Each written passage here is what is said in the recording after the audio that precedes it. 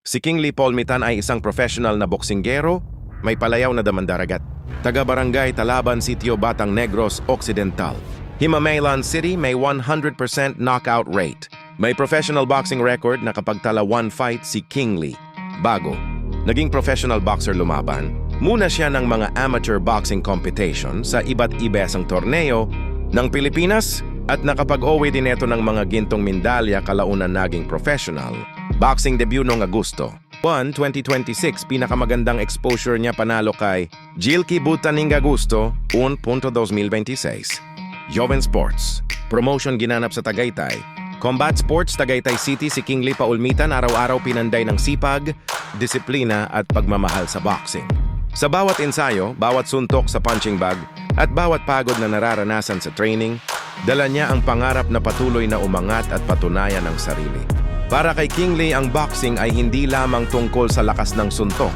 Ito ay tungkol sa tapang, tiyaga, disiplina at puso ng isang tunay na mandirigma.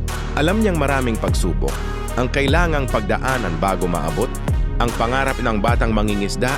Mula sa barangay Talaban, Sitio Batang, sa bawat araw ng pangingisda, dala niya ang pangarap, bawat patak ng pawis init at bawat alon may dalang pangarap. Para sa pamilya, si King Lee ay isang batang laki sa pangingisda, dala ang pangarap sa tuktok at pagsakripisyo. Hindi niya iniisip kung gaano kahirap ang laban. Ang mahalaga ay patuloy siyang bumabangon, natututo sa bawat pagkakamali, at nagsusumikap na maging mas mahusay kaysa kahapon.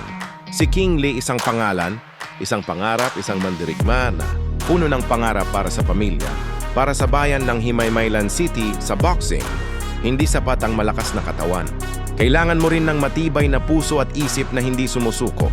Sa boxing, hindi sapat ang lakas at bilis. Kailangan ng disiplina, sakripisyo, tapang at tiyaga. Bawat suntok sa training ay may kasamang pangarap. Bawat pagod, pawis ay bahagi ng paglalakbay tungo sa tagumpay. May mga araw na gustong sumuko ng isang boxer dahil sa hirap ng training at problema sa buhay.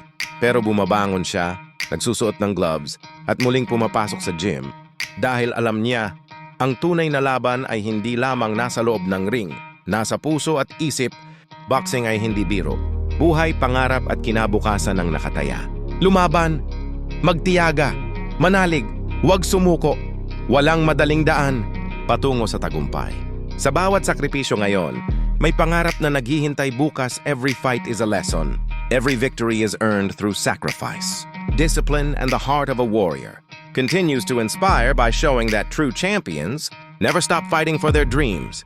Si King Lee lumalaban para sarili, lumalaban para sa bayan. Ang Mandagat Boxing Debut, Agosto 1, 2026.